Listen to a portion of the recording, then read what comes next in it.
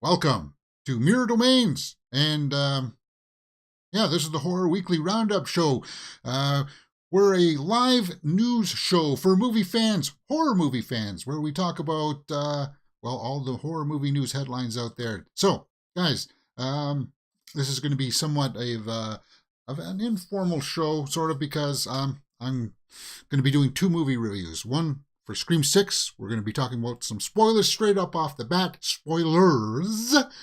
And then we'll be talking about 65. So, I'm just going to make sure that everything is rocking and rolling here to make sure that I don't have it all messed up. It seems like it's kosher. Hey, I do run these checks every now and then, but sometimes things just don't work the way that they are supposed to work. And it kind of bums me out, Okay.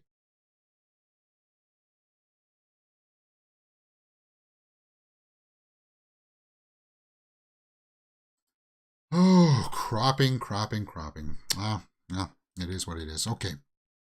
I think we are ready to rock and roll here, though. So let me get set up here for what we will be talking about with Scream 6 spoilers right up off the bat, because that's what people are here to talk about. You are awesome, James. Darkness Matters says. Darkness Madness. Yes. Okay, yes. Thank you very much, man. Okay, so here we go.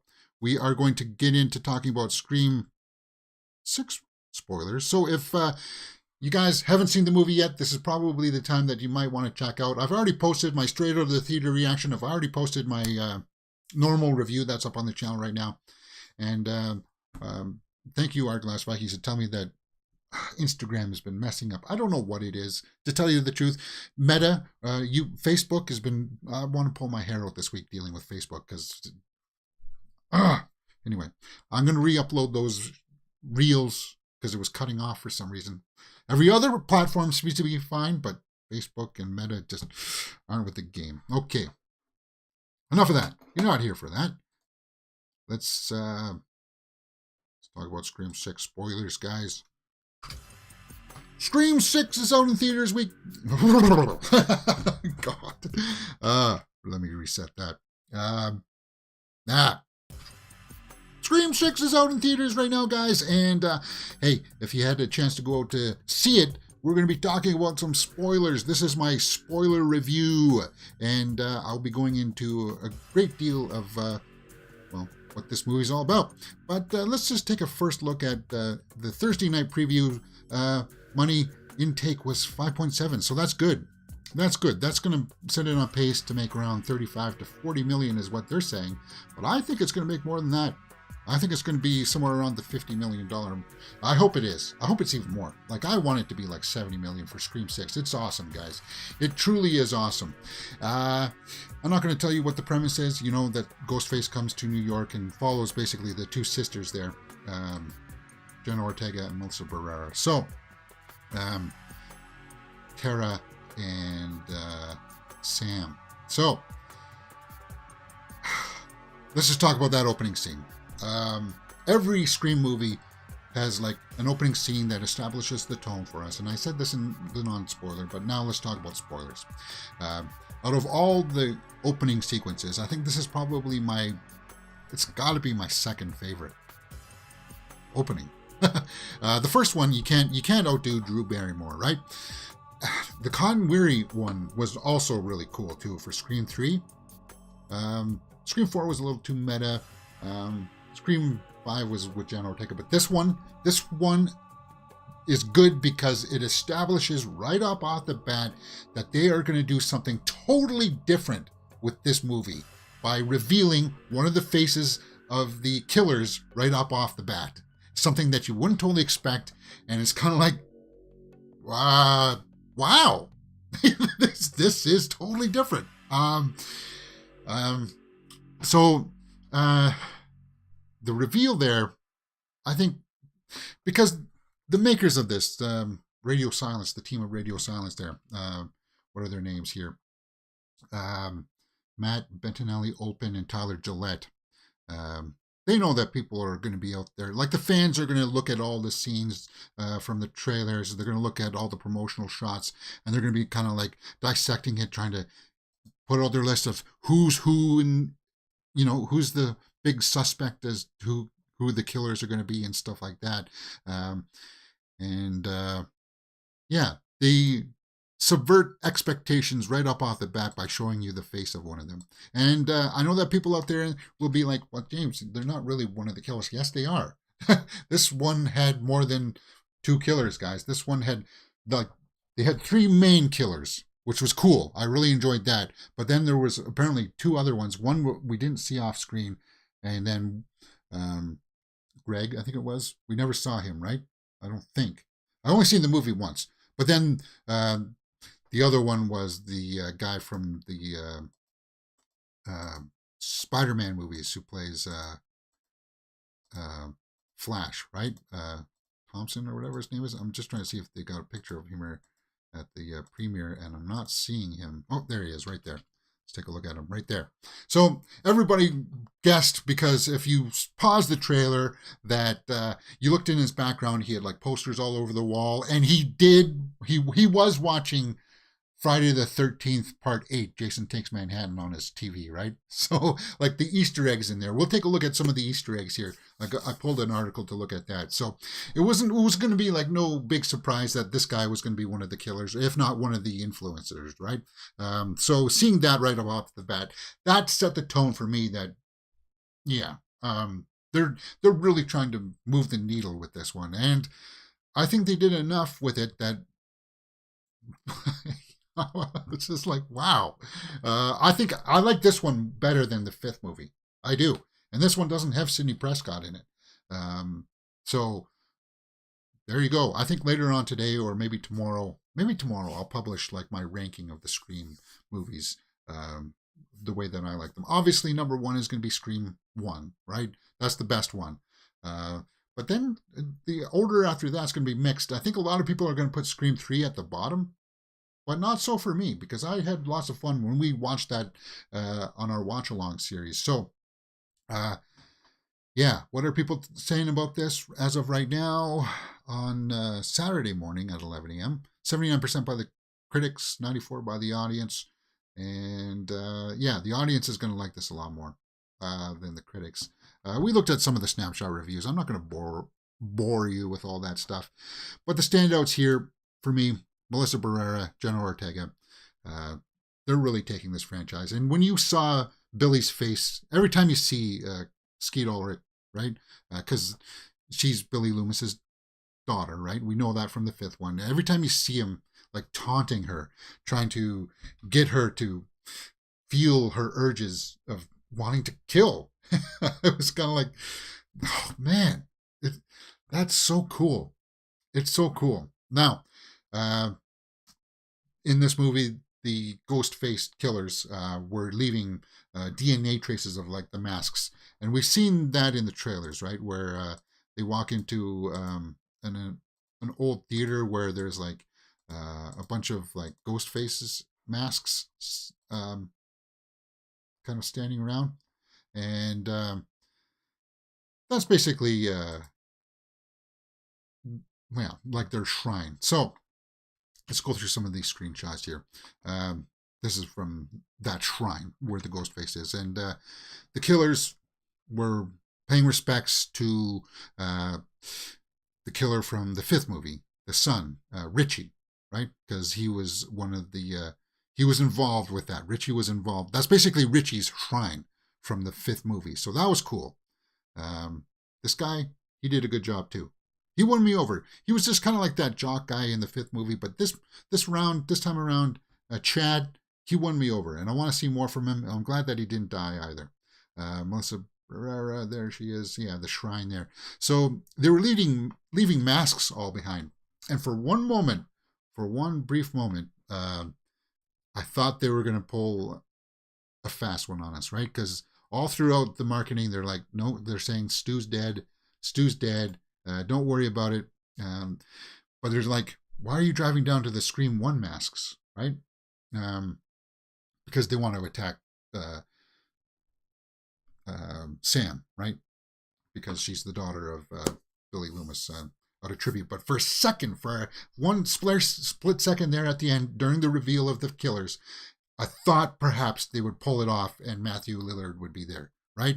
They even looked at the TV there that killed Stu Macher because it's because like that's what fans are clamoring for, right? They wanted to see Stu, and it's kind of like for one brief second I thought they were gonna go that route, like somehow he survived, and if they didn't, I thought for one brief moment that perhaps it was Stu's family that was coming and doing all the killings because they wanted to find that retribution, right? Because they were driving towards the original killers. So I was thinking, yeah, we haven't really seen Stu's family, right?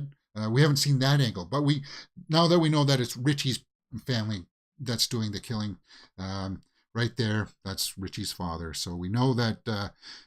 Yeah, spoiler alert: the detective is Richie's father. It was really cool.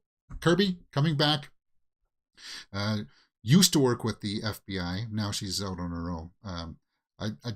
I really appreciated how they explained her coming back, saying that yeah she well survived being stabbed and she showed her wounds and stuff, and I guess she had a tough time getting over it, and they did a couple of is she working with them or isn't she working with them? You know, kind of those twists, and those twists work for me because for like again, and that's how good this movie was. Is that you almost got me convinced that Kirby was bad. You almost had me convinced, but then she comes through at the end and saves the day, and that's awesome because Kirby is one of everybody's like fan favorite from number 4, right? So it's, to see her back, and Hayden Panettiere did such a great job in this too. What is her name? Jasmine Savoy Brown there, the Randy stand-in here.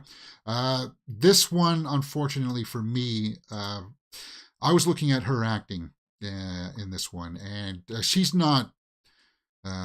Jasmine Savoy Brown plays Mindy, and her acting is not on the same level as Jenna Ortega or Melissa Barrera. There's a scene where she's talking about the rules of a franchise, and I don't know if it was the takes that they were using, but I wasn't buying it. I was like, this is almost, that's not good acting. That's almost cringeworthy, right? And I know that she's supposed to be like the stand-in for like Randy, because that's their uncle, right? Chad and Mindy's uncle. Okay, good. Skeet Ulrich was in the credits here. Didn't we check during the week that Skeet Ulrich wasn't in the IMDb? But it's kind of confirmed now. That's okay. But because they are, Kirby is a movie fan as well, it was kind of cool to see this interaction of them on the stage, kind of jousting with each other with their prowess of knowledge, right, of horror movies and stuff like that. That was fun, and that's for us as fans, and I appreciated that. I appreciated that quite a bit. I don't know if this is going to hold up. Well, I think it will under the second watching. The pacing of it was pretty good. Let's go back to scrolling through some of these pictures again, seeing what we're talking about. Okay, yeah, the cop there, we know that he's dirty, right? And then this is the subway scene where they just magically, or they just happen to get separated, and she's on her own different kind of train car, and she gets run through. She gets stabbed. I thought maybe, like, I thought when Chad got stabbed, I was thinking, like, okay, yeah, one of them is going to go. One of them's going to die in this one. And when he gets run through both ways, like the way that Dewey did in the 5th one, it was kind of like, okay, then yes, he's definitely going to. And he went out like, if he died there, then it would have been like going out like a true boss, right? And I appreciated that because he did have an arc there. He did care about Tara, right? They, interestingly enough, had good chemistry, and that's what got me to root for them. Because when they're looking at each other, I was like, kiss her, kiss her. It's like, because I wanted to see that happen. And then to see him go out like, well, I thought that he was going to go out like a boss. It was a good scene. And I enjoyed Mason Gooding Jr. there in this movie. They kind of had like, this was one of the red herrings, the boyfriend for Sam. And this is from the opening scene. The reveal of who the ghost face is, this guy. And then he goes back in and he's talking on the phone with his partner, Greg or whatever. You think that it was Greg, but it was actually one of the other killers who was upset with him that they were giving away too much, right? So they had to get rid of them. So there was really 5 killers in this movie, and I think most people will overlook that. Hopefully they don't, but I think most people will. That there were 5 killers in this movie, and we didn't really see the 5th one. That one got taken out because this guy was making a plan to. They were trying to finish the movie that Richie was starting in the first in Scream 5. They were trying to finish that, but like the cop and his son and daughter finished it. Well, they didn't have really any interest in that, right? Let's see if I can pull a picture of them up here. There's Kirby. God, yeah. Samara Weaving. I think most of us guessed right up off the bat that she was going to be the opening scene kill, and she is. Yeah, that was no big surprise. Let's go over and take a look at some of these Easter eggs and see if we agree with them. You guys know how I felt about this movie, right? I gave it an 8 out of 10. Let's take a look at some of them and see if we agree. Scream 6, Jason Takes Manhattan's influence. Yes, because of the subway scene. And as I said, I think he was watching it on his TV screen in the opening, right? I like Jason Takes Manhattan. I know a lot of people don't. They say it's all taking place on a boat. He doesn't get to Manhattan till the end. But for me, it's kind of like, guys, I still liked it. I like the stuff on the boat too. But anyway, and who could not for Jason punching some guy's head off? I mean, come on. Yeah, the influence there of like them on the subway there. Jason was on the subway too. So, yeah, honoring Jenna Ortega's Wednesday Addams role. Did they? How did they honor that? Dr. Stone in his office depicting entire Addams family at a frat party. Oh, was there some Addams family there at the frat party? Yeah, they did a good job of like the production design in this too. Scream 2's Omega Beta Zeta connection. What? I didn't. What? With Tara and Mindy attending Black House University together. Scream 6 setting. Familiar Sydney Windsor College.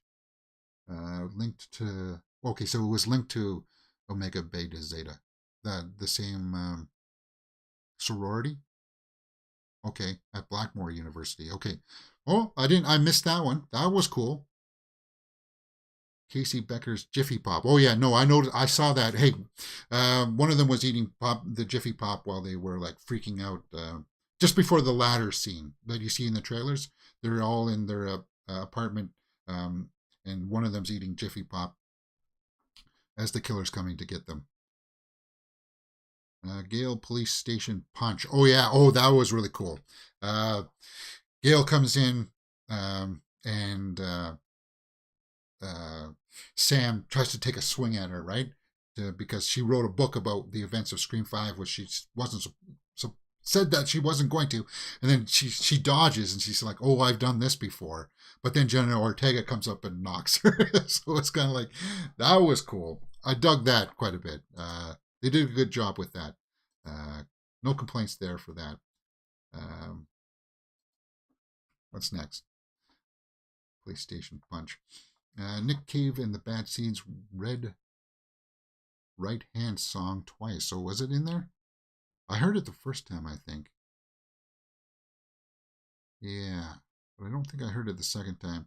Legacy characters' deaths in movie franchises. And, okay, so let's talk about Gale Weathers. I thought they were going to kill Gale in this one because she got stabbed many times in this one. And I was like, that's it.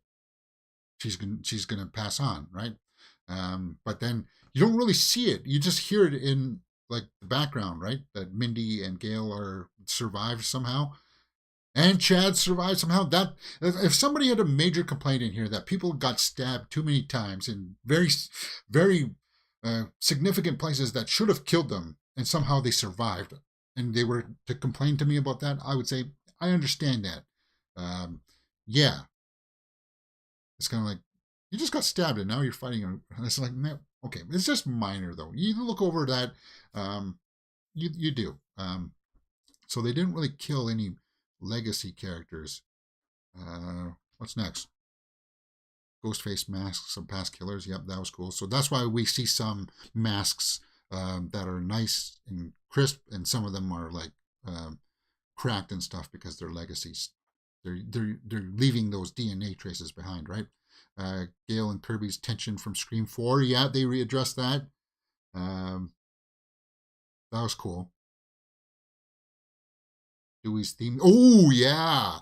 They used Dewey's theme music in this when they were talking about him. You heard it in the background, and it was like, it was a different, it was slowed down a bit, right? I can't remember how to play it. I used to know how to play it. But anyway, let's not digress the show with that. Let's not go off the rails, James. The Ghost-Faced Shrine. Yeah, as we know, that this was Richie's shrine. So the sheriff there, his father and his son and daughter were keeping it all there for out of respect for Richie, right? And there you go. It looks like they got a long list here of things about the artifacts in that room. Well, yeah. If you're a huge Scream fan, there's stuff all over the place, like the TV that kills Stu, as I said. There's like scripts from Stab 3 in there, and like like the film that they were making in Scream 3 and stuff like that. Tons of Easter eggs in there for lots of people to mine. Kirby and Mindy bond over horror movies. Yeah, I think we already talked about that. That one was cool. Randy's death from Scream 2. Yeah, they talked about it. Yeah, they talked about it. Gail's New York address. What was the Easter egg about that? Gail's address, West 96th Street. The 96 was likely a nod to 1996. Oh, well, that's a bit of a stretch. All the horror costumes, yeah. Horror costumes galore. Stu's TV death, yeah. So I still don't know if it's confirmed. They just said that was the TV that killed him, which means I guess maybe Stu is dead. Confirmed, 100%. That post-credit scene is just of Mindy saying, "Oh, I got it wrong again," kind of thing, right? Or no, it was like, not every movie needs to have a post-credit scene kind of thing, right? That was my clue to like Captain America, right? Because didn't Captain America do that at the end of one of the movies, where he's kind of like, "Thank you for staying at the end of the movie," kind of thing. It's like, yeah. So you don't need to stay. I stayed for the roll call. You know that if you watch the roll call of movies with me, you know that I appreciate that in movies. So I stayed for the roll call, for sure. But other than that, guys, I don't really have that much more to say about it. Other than, yeah, I've said my piece pretty much. I hope, yeah. So Gail can still return. And obviously, all of these 4 can still return for Scream 7. And it's, where do you go? My thoughts on it as to where you would take this is that you're just kind of cycling through ideas. I would stay with revealing one of the killers right up off the bat for the next one, and know that they have a partner of some kind, and don't reveal that until the end. And yeah, that's the way that I would go with it. And you can still have Kirby back in this one, in the next one, and I think you would have to do, because it wasn't quite the cult of Ghostface, but it was close. I think you would have to do something like that in the next one, right? Yeah, so the other 2 killers, guys, if you didn't know who they were, was Jack Champion, Spider from the Avatar movies. You saw that one coming a mile away, I think, though. And then they actually got me with Quinn. Was it Quinn? Yeah. Because you thought that she died in the apartment, but they pulled the old Billy Loomis switcheroo there from the first movie. So they did, as I said, there's a bunch of surprises in there that did get me, for sure. And it did work very effectively. Very good. All right, I've been kind of rambling on for this for about like half an hour, right? That's it for me, guys. What did you guys think? Let me know in the comments below, and we will talk about it. All right, let me set up for my 65 review. And I think we can put back some comments. We can put back up the comments section. Great movie. Where does it? It's probably, yeah, as of right now, it's going to be in my top 5 for sure. Of my top 5 movies of the year for sure. If not number 1 right now. Yeah, actually, I got no problem saying that right now. That it is my number 1 movie of the year. Okay. Let's reset the posters.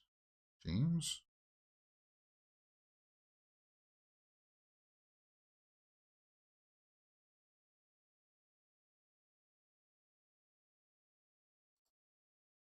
Let's reset the posters. So you reckon they will stay in New York for Scream 7? No. No, I think it was very clear that they're going to leave New York now.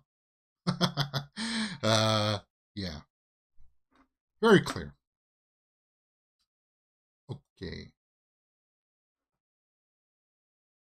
Now this one I'm going to cut out and I'll post separately on its own later on because, yeah, I just want to have that separate video out for this one. 65 is out in theaters this weekend, guys, and did you go out and see it? I sure did, and I know that it's not going to land for everybody. Was it a good movie? There was elements in there to be a good movie, but yeah, the synopsis reads, an astronaut crash lands on a mysterious planet only to discover that he's not alone. And we see from the trailers it's about dinosaurs, it's about time travel. Well, actually, no, it's not about time travel. It's not. He's from another civilization that comes and he crash lands there. And I don't know why they had to use that time travel bit, or like, as I said, it's not really time travel. It's kind of like, wow, hey, he just has cargo, people in cryo sleep.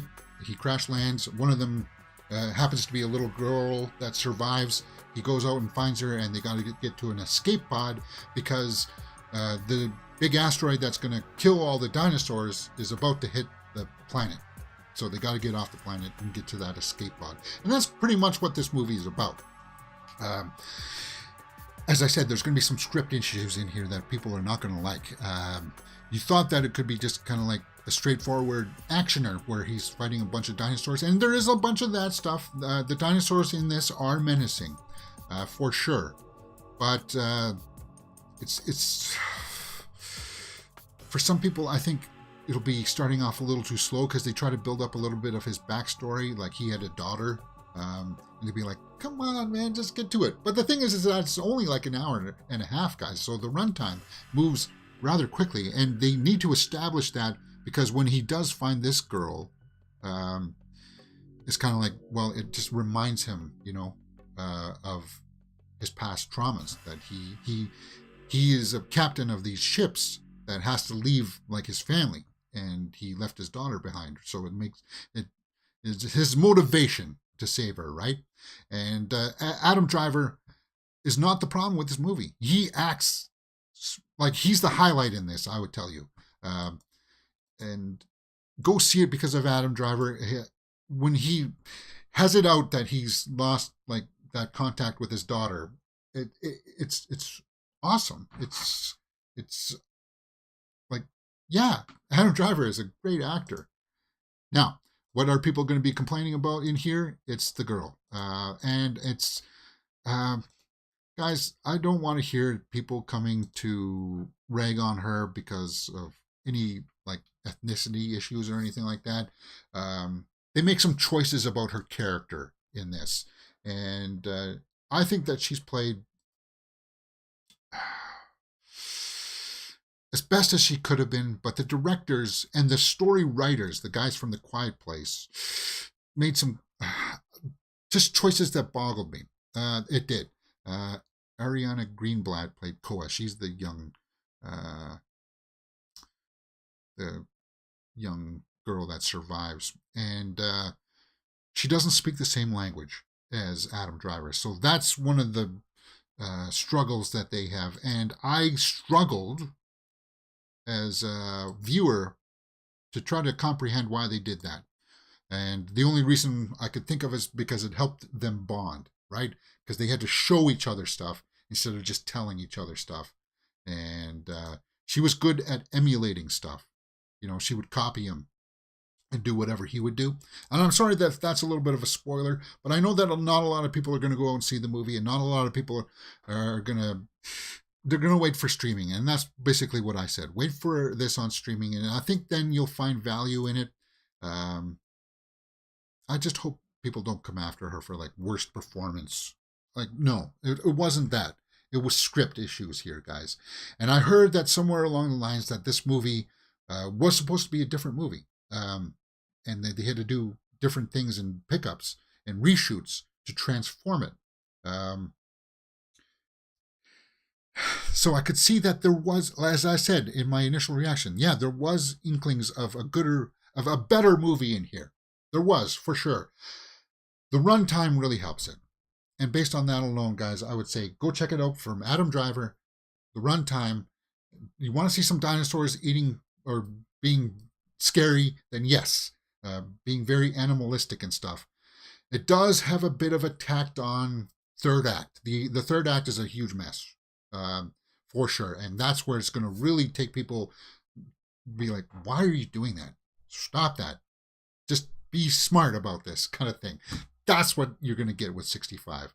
But Adam Driver does save it, and I do think he does have a good rapport with the younger actress there. So I would go and say that's what I would say to check it out for that. Yeah, 65. It's worth the while look if you can. Let's go over to the snapshot reviews and see what people are saying on the tomato meter.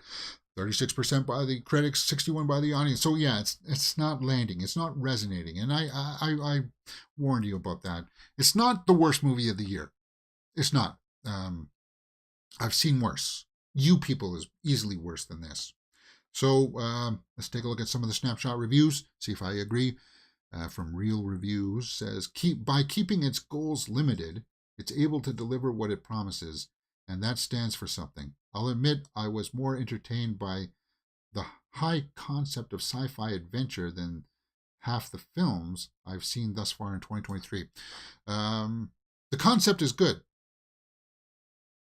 but it was in the execution, the directing really faltered on this one. CNN says, there's a reason such films have, in theatrical terms, been pushed to the brink of extinction, and 65 represents such an uninspired effort as to look like a fossil even before the credits roll. Yeah, Richard Roper didn't like it either. This gloomy, murky, and muddled sci-fi action semi-thriller takes a detour through B-movie lane and in a film that isn't compelling enough to make for silly popcorn entertainment, but it isn't terrible enough to be labeled a disaster. Yeah.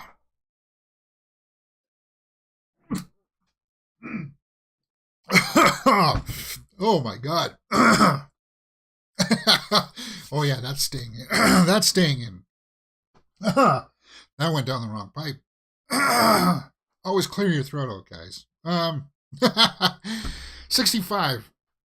Where would I rank it? I think that somewhere I would be a little bit more balanced. 36% is too low. 61, 6 out of 10. I would probably have to give it. That would be a very generous 6 out of 10 for 65. I would even probably, 6 out of 10. No, that scene at the end, 5.5 for 65. It's worth a look on Netflix when it comes there, guys. That's what I'd say. Hey, and that's the best that I can do. That's the best I can do for 65. What did you guys think? Let me know in the comments below, and we will talk about it. You're watching Mirror Domains.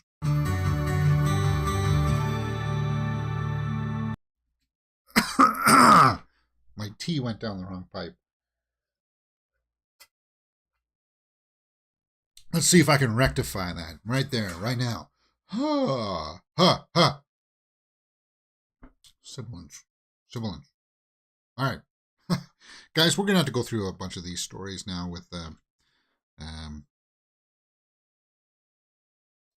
some haste. Well, maybe not haste. Let's get back into the movie news stuff. We got some trailers to look at. Yeah, let's do that. Brooklyn 45. What's that? From director Ted Geoghegan. Gets a retro-style movie poster. Looks like there's going to be some ghosts in this. This is going to be debuting at South by Southwest, right? Premiere. Shudder's supernatural horror, Brooklyn 45. In the film, 5 military veterans gather in an ornate parlor of a Brooklyn brownstone. Best friends since childhood, they've reunited to support their troubled host. But when this invitation for cocktails turns into an impromptu seance, the metaphoric ghosts of their past come to what? All too literal. Okay. And this is going to debut at South by Southwest. Brooklyn 45, a Shudder original. There's the poster. What else is debuting at South by Southwest? The Wrath of Becky. Is that? No. Lulu. On what? Lulu Wilson is back. Yes, it's going to be premiering at South by Southwest. That's why you put it side by side, James. Watch the teaser below. Wrath of Becky. Now, I never even watched the first one. What the heck is the first one? Is it Becky? I guess it's like some teenager that wants to kill people or something. Let's just take a look. Let me just set over the audio.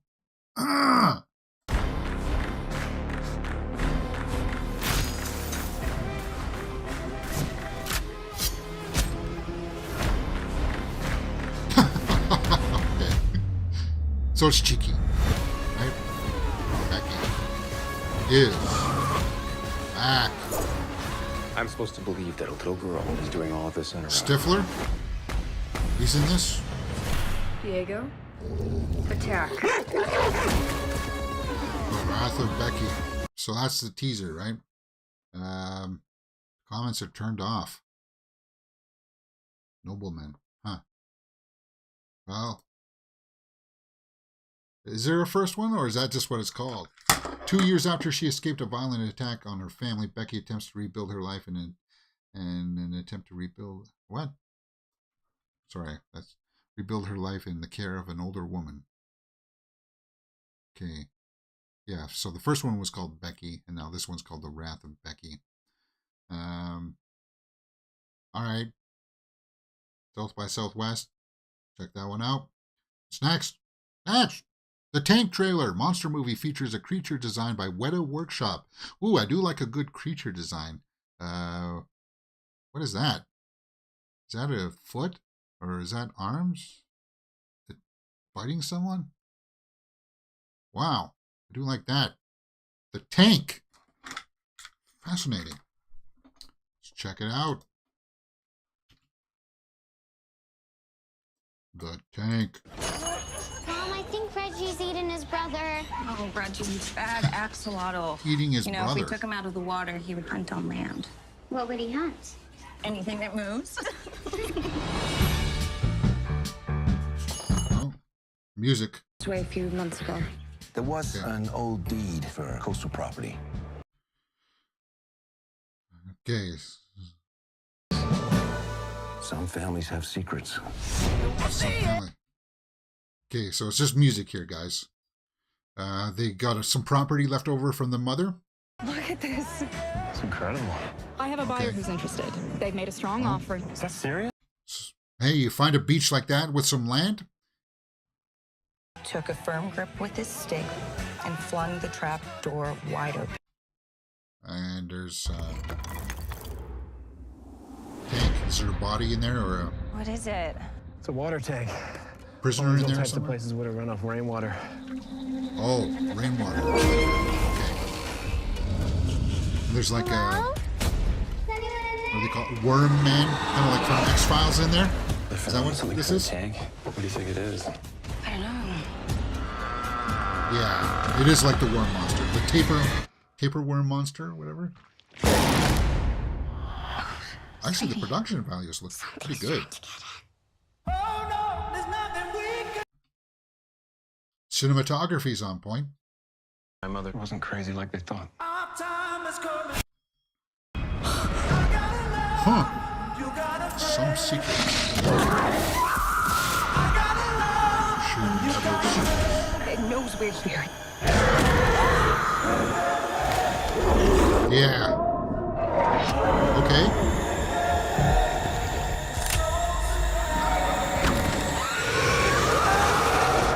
Oh, it was dragging him off. Families Okay. have secrets.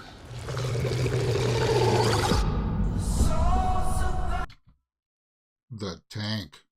Huh. All right. That one looks interesting. This looks amazing. Give me an update to the creature from the Black Lagoon and the vibes. Yeah. Excellent trailer. This actually looks interesting. It does. And the production values help. Like the cinematography, you can tell that this was competently done. The tank. There's the poster. I like that poster too. That's ominous. Yeah, if you ever seen that episode of the X-Files where there's like that guy that transformed into like a worm or something, right? Like a tapeworm. It was really disgusting. And I'm getting vibes like that from it. This film opens in theaters April 21st and digitally April 25th. Okay, in select theaters April 21st. Hey, if it plays near me, I'll check it out. I do like a good monster movie. Why not? That one was surprising. Next! You're Killing Me trailer. Is that really next for us, James? You're Killing Me? Yep, that's next on the list. Now, guys, I can't play this one because the trailer, the link that they gave is unlisted. So I'm not going to risk the dice here and play it because when it's unlisted, that means they don't want people to see it, which means probably they don't want people to share it. But for some reason, I don't know why some studios do that. I really don't. But it looks like this film was supposed to come out years ago because it has Dermot Mulroney in it, who was just in Scream 6. It also has Anne Heche. So Anne Heche is also in this. And I did watch the trailer for it because I had to I do screen these things to see if,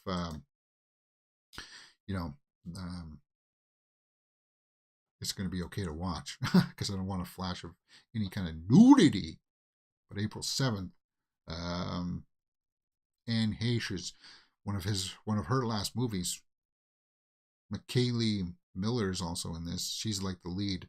And it follows Eden, who goes to a coveted heaven and hell party, hoping to get a letter of recommendation to an elite university from the wealthy parents of her classmates. But the party quickly turns into a fight for her life. Yeah, there's like killers coming for her and stuff, and she's got to fight and defend herself. Pretty standard fare, like. But this one guy, doesn't he look a little bit like Kevin Bacon's son? I had to look him up. It's not, but very Kevin Bacon-ish. Like there's a killer at the party dispatching people. It didn't really wow me that much, but knowing that Anne Heche is in this, one of her final performances, might be worth checking out. You're Killing Me. There, and that's going to be on Shudder. It says Bloody Disgusting here. They themselves are producing this. From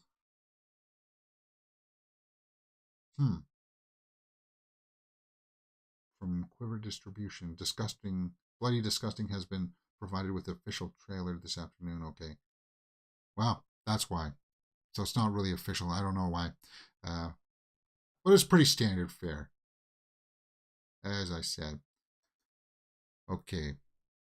We got one more trailer here. We got one more trailer. The Unheard trailer. Yes, the Unheard trailer. Chucky actor Lachlan Watson stars in Shudder horror movie. And this one is going to be on Shudder. And it's March 31st. Guys, I'm going to leave this one for you. This one's looks like it's going to be more of a psychological angle. I did pull it. It's this deaf girl who gets an operation to get her hearing back. Unfortunately, when she comes back and she's like happy to have her hearing back, she begins to hear more than just normal sounds of our universe. She begins to hear more ominous things from her past. Oops. Time I remember really hearing anything. I still hear her voice. Yeah. So like We look for your mom. maybe a message from the dead or something like that. So simple setup, simple premise. She begins to hear the dead. It does have some creepy images in there. Things that aren't there.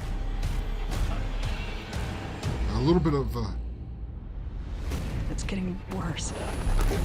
like What are you what was that hearing movie? right now? White Noise. That was White Noise, right? Where it was like in the TV. Yeah, the Unheard. So a little familiar, but that's going to be on Shudder.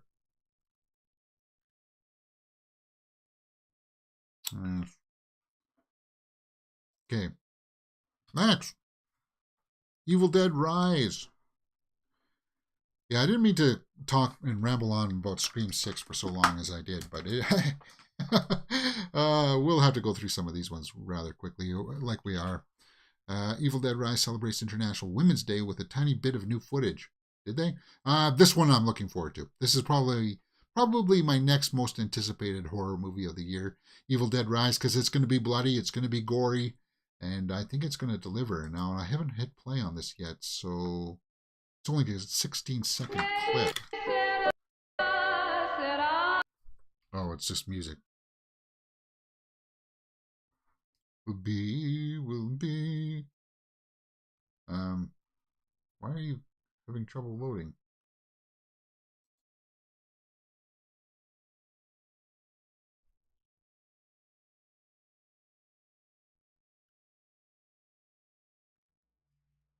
Okay, so yeah, it was just hey Sarah, Sarah, yeah, that song. Just for copyright issues. Still looking forward to that one. Yeah, that's on the Twitter there. Evil Dead, the official Evil Dead Twitter. If you want to go see that clip. When does this one come out again? It was April, wasn't it? Evil Dead Rise. Yeah, I thought it was April. Oops. Oh, yeah, April 21st. April 21st. Melissa Sutherland. She's the mother in this one that comes back and tries to kill them, right? Her makeup looks creepy. Yeah. I think they did a good job on it, so I'm really looking forward to it. All right, some hit or miss talking about Evil Dead with Sam Raimi and stuff. People asked him if there's going to be like a sequel to Drag Me to Hell 2, but he says he doesn't even have a story for it, right? In an interview, he said, I don't even have a story because in my mind, the character got killed and worse. Yeah. So, yeah, she got dragged off to hell. So, how could there be a sequel?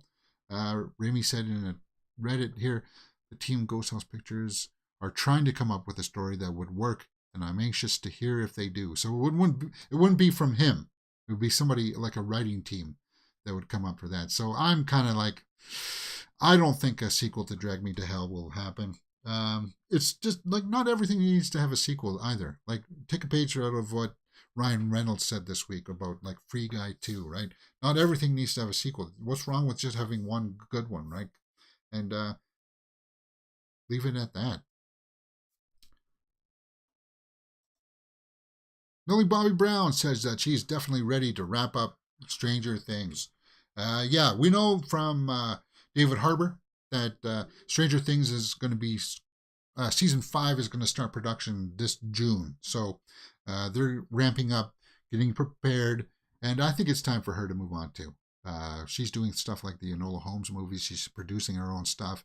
And I can't wait to see her stretch as an actress, because she's just, again, she's like Jenna Ortega, where her level of acting is just, she outclasses everybody, right? It's just like, wow. So she's ready to move on. I think Millie Bobby Brown fans are ready for her to move on from this. We want to see it wrap up. Let's see what she said here. I'm definitely ready to wrap up, she said. I feel like there's a lot of story there that's been told now, and we know of it. It's been our lives for a very long time. Well, very long time. She's like 19, right? Cognizant for maybe 15 of those years at best. Yeah, for a long time. Yeah. What's next? Thanksgiving will be in theaters. Eli Roth's Thanksgiving released in theaters by TriStar Pictures. Yeah, we've been following this project a little bit, right? With new cast coming on and stuff. Came from the Grindhouse movie where they put like all those fake trailers in and stuff. And like Hobo of the Shotgun got turned into a movie. Thanksgiving is going to be turned into a movie. And it's going to come to theaters. You'll have Addison Rae, Patrick Dempsey. Okay. Roth wrote the script. So that will be coming to theaters. Will be released in theaters by TriStar. Okay. Ancestral. The Screambox brings haunting twists and turns with a Vietnamese box office hit. Ancestral. Now, I thought there was going to be a trailer for this. I don't even know what the heck this is about. After suffering a family tragedy, a widower moves his two daughters to a centuries-old ancestral home. When both daughters fall prey to sleep paralysis and night terrors, so that sleep paralysis sucks. Their father seeks to help a local psychologist.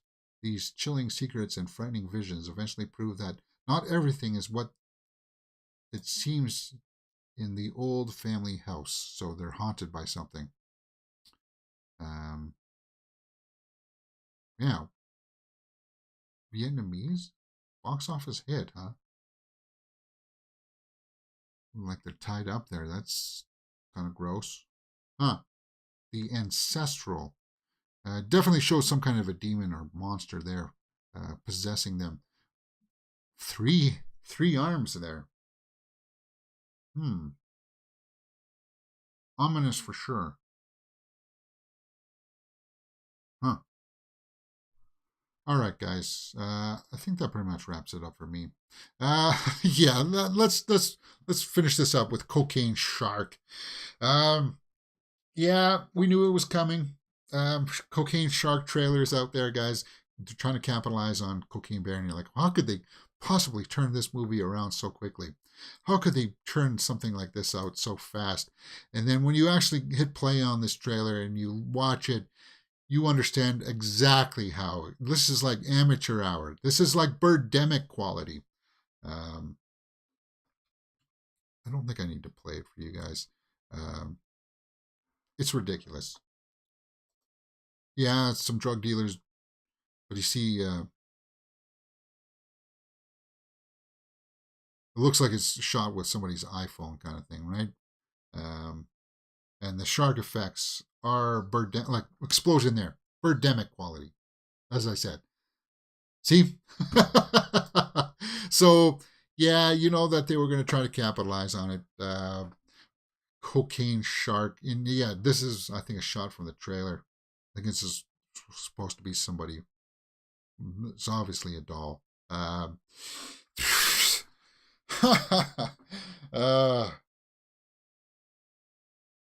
Yeah. It's silly. Guys, I think that's all I got for today. It's all I got in the tank. Okay, so what else can you find here on the channel? Go over to the community tab and you can find our weekly schedule posted there. It's been a good week. It truly has. Despite all my ups and downs with Facebook and Instagram, which I'll go back and try to correct. You know what it was? For some reason, Instagram, if you upload from your phone straight to Instagram to Reels, it chops it off at 15 seconds.